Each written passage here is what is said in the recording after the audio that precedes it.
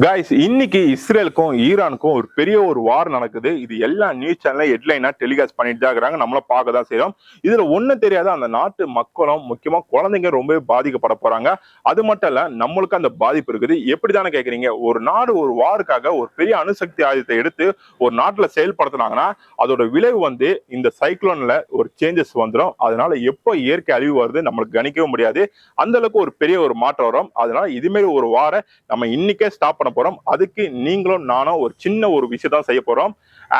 Stop the வார் தான் நம்ம mention பண்ண போறோம். இது வந்து வேர்ல்டு வைஸ் ட்ரெண்ட் ஆகும் போது எல்லா பிரைம் மினிஸ்டரும் பிரசிடென்டும் இதை பார்த்து மக்கள் இதை ஆசைப்படுறாங்க. இதை நம்ம வந்து குயிக்கா நம்ம ஸ்டாப் பண்ணணும் சொல்லிட்டு இந்த வாரம் ஸ்டாப் பண்ணதுக்கு ஒரு டிஸ்கஸ் பண்ணுவாங்க. கண்டிப்பா இதனால ஒரு சொல்யூஷன் கிடைக்கும். ஏன்னா இதுமாரி வார் போயிட்டே இருந்ததுன்னா உலகம் அழிவதை நோக்கி தான் போவோம். ரீசெண்டா இந்தியா, பாகிஸ்தான், உக்ரைன், ரஷ்யா இப்படி நடந்திருக்கும் போது அடுத்ததான் நம்ம வருது இஸ்ரேல், ஈரான்.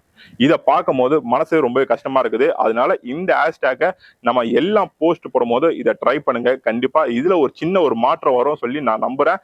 அதனால நீங்க போடுற கமெண்ட் கூட ஹேஷ்டேக் ஸ்டாப் த வார்னு மென்ஷன் பண்ணுங்க. நம்ம இன்னில இருந்து அதை ட்ரெண்ட் ஆக்க போறோம். வேர்ல்டு வைஸ் இதை ட்ரெண்ட் ஆகும் போது எல்லா பிரைம் மினிஸ்டரும் கண்டிப்பா இதை வாட்ச் பண்ணுவாங்க. ஓகே, நம்ம ட்ரை பண்ணுவோம்.